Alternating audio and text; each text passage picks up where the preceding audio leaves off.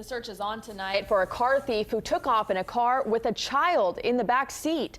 CBS 4's Ted Scouten is live tonight in Coral Springs with reaction from that child's grandmother. Ted? Yeah, Ruta Bay, that was certainly one scared little girl in the back seat of that car. All this happening around 7:30 last night when the stepfather pulled up his car right here in front of this convenience store and just ran in for a second.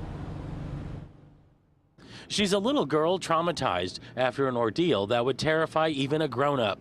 The 6-year-old was in the back of this car Thursday night. That's when her stepdad ran into this Sunoco convenience store at Sample and Woodside Drive. Surveillance video shows just after he ran in, a man walked up to the car, then crouched down. Seconds later, he slid into the driver's seat, then took off. The stepdad immediately ran after him, but the car and the little girl were gone. Moments later, the crook realized he had a passenger in the back. And she just said, car was spurting fast.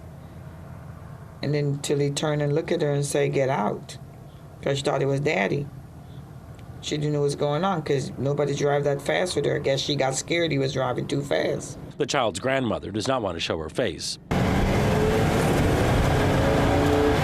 Tells us that little girl was terrified when the car pulled out and she realized her stepfather was not behind the wheel. The child was ordered out of the car on busy Wiles Road not far away.